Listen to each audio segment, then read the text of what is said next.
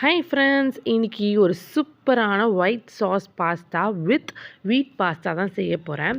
So வீட் pasta வந்து இப்போ ரெடிமேடாக எல்லா கடையிலையும் கிடைக்குதுங்க. ஸோ நீங்கள் போய் வீட் பாஸ்தா வாங்கிக்கலாம். ஸோ வீட் பாஸ்தா வந்துட்டு இப்போ வந்து வேக வைக்க போகிறோம்.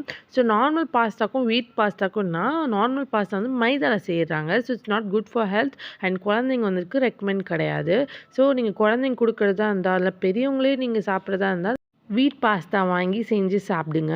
ஸோ இப்போ ரெஸ்டாரண்ட்ஸ்லேயே வீட் பாஸ்தா அண்ட் நார்மல் பாஸ்தான்னு விற்கிறாங்க. ஸோ நீங்கள் ஆர்டர் பண்ணாலும் வீட் பாஸ்தா ஆர்டர் பண்ணுங்கள். ஸோ பாஸ்தா வந்து வேக வைக்க போகிறேன். நார்மல் தண்ணியில் வந்துட்டு கொஞ்சம் உப்பு அப்புறமேட்டு ஒரு 2 சிட்டிகை வந்துட்டு எண்ணெய் விட்டுட்டு நல்லா வேக வைக்க போகிறேன் 10 to 15 மினிட்ஸ். அதுக்குள்ளே வந்துட்டு நம்ம சிக்கனை வேக வச்சுக்கலாம். சிக்கன், கார்ன், கேரட், பீன்ஸ் அப்புறமேட்டு வந்துட்டு ப்ரொக்கோலி. உங்ககிட்ட என்னென்ன நீங்கள் வந்து காலிஃப்ளவர் என்னென்ன சேர்த்துக்கலாமோ சேர்த்துக்கலாம், யோர் விஷ். ஸோ நான் எல்லாம் வந்துட்டு நல்லா வேக வச்சு எடுத்துட்டேன். ஒரு 5 விசில் விட்டுட்டேன்.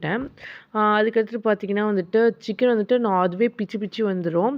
நீங்கள் 3 நாள் ரொம்ப இந்த சிக்கனாக இருந்தால் ஒரு 3-4 விசில் விட்டால் வேகாது. So 5 whistle recommended. 4 to 5 whistles. அதுக்கு ஒரு பேன் எடுத்துக்கிட்டேன். பேனில் வந்துட்டு என்ன பண்ணிக்கிட்டேன்னா பட்டர் போட்டுக்கிட்டேன். ஸோ 2 ஸ்பூன் பட்டர் போட்டுக்கிட்டு அதில் வந்துட்டு ஜிஞ்சர் அண்ட் கார்லிக் வந்து ரொம்ப மைனூட் பீஸாக கட் பண்ணி வச்சுருக்கேன். ஃபஸ்ட்டு அதான் போட்ட போகிறேன் தாளிப்புக்கு. அதுக்கடுத்து தான் வெங்காயம், ஒரு 2 பெரிய வெங்காயம் குட்டி குட்டியாக நறுக்கி வச்சுருக்கேன். ஸோ ஜிஞ்சர் அண்ட் கார்லிக் போட்டுட்டு அப்புறமேட்டு வெங்காயத்தை போட்டு நல்லா ஒரு கோல்டன் ப்ரௌனாக வரைக்கும் சாட்டே பண்ணிக்கோங்க. மீன்வைல் பாஸ்தா வந்து நல்லா வெந்துருச்சு. ஒரு 10 to 15 மினிட்ஸ் தான் விட்டேன். நல்லா வெந்துருச்சு. ஸோ அது வந்துட்டு என்ன பண்ணிட்டேன்னா தண்ணியில் ரன்னிங் வாட்டரில் வந்துட்டு நல்லா அந்த எண்ணெய் வெடிக்கட்டி இருக்கும் இல்லையா, வீட்டில் வடைலாம் சுடமோ வைப்போம் இல்லையா, ஸோ அந்த வெடிக்கட்டில் போட்டுட்டு நல்லா ரன்னிங் வாட்டரில் விட்டுட்டேன். அப்போ தான் பாஸ்தா ஒட்டாத தனியாக வரும். அதுக்கடுத்து எடுத்துட்டு அதிலே வைக்காமல் ஒரு கிளாத்தை போட்டு அது மேலே போட்டு ஒரு 10 மினிட்ஸ் வந்துட்டு ஃபேன் காற்றுல விட்டிங்கன்னா நார்மலாக வந்துட்டு நல்லா காஞ்சி போயிடும். இப்போ பார்த்திங்கன்னா நல்லா கோல்டன் ப்ரௌன் ஆகிடுச்சு. இந்த ஸ்டேஜில் வந்துட்டு ஒரு கேப்சிகம் வந்துட்டு உங்களுக்கு என்னென்ன கலர் இருக்கோ, என்கிட்ட பார்த்திங்கன்னா வந்துட்டு க்ரீன் கலர் மட்டும் தான் அவைலபிளாக இருந்துச்சு. ஸோ நான் க்ரீன் கலர் போட்டுக்கிட்டேன். ரெட், எல்லோ, ஸோ உங்களுக்கு என்னென்ன கலர் இருக்கோ எல்லாமே போட்டுக்கலாம். அண்ட் கூட பச்சை பட்டாணி போட்டு செய்திங்கன்னா இன்னுமே எம்மியாக இருக்கும். ஸோ எனக்கு கிடைக்கல அன்றைக்கி.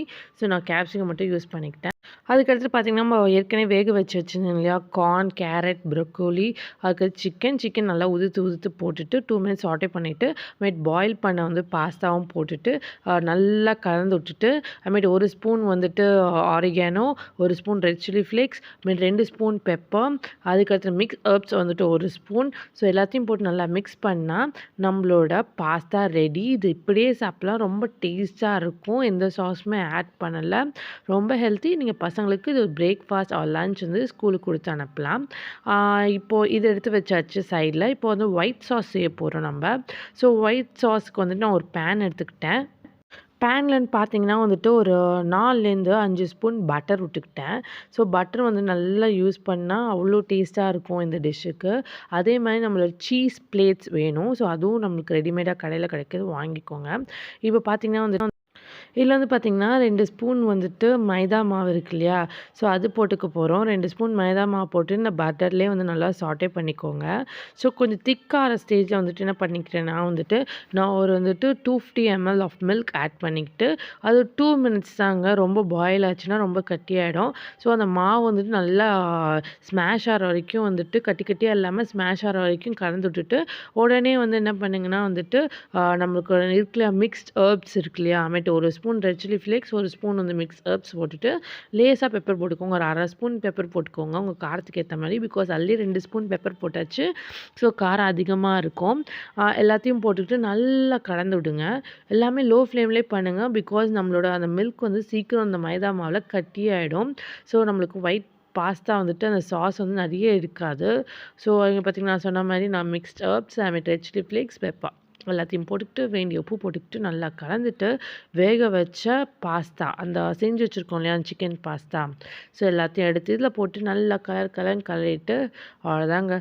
லாஸ்ட்டாக கொஞ்சம் கொத்தமல்லி தூவி விட்டு இறக்குனா நம்ம ஒரு ஸ்டைல் வீட் ஒயிட் சாஸ் பாஸ்தா ரெடி. இது ஒரு செம்ம ஹெல்த்தியான டிஷ். இது பெரியவங்களுக்கு சின்னவங்களுக்கும் சாப்பிட்லாம். ஸோ இது ஸ்நாக்ஸ், பிரேக்ஃபாஸ்ட், டின்னர் எந்த டைப் ஆஃப் நீங்கள் செஞ்சு சாப்பிட்லாம். ஸோ எப்போவுமே நீங்கள் பாஸ்தா ஆர் மக்ரோனி எது செய்கிறதா இருந்தாலும் வீட் ப்ராடக்டாக வாங்கி செய்கிறது ரொம்பவே ரெக்கமெண்டட். ஸோ மறக்காதீங்க, சேனலை சப்ஸ்கிரைப் பண்ணுங்கள்.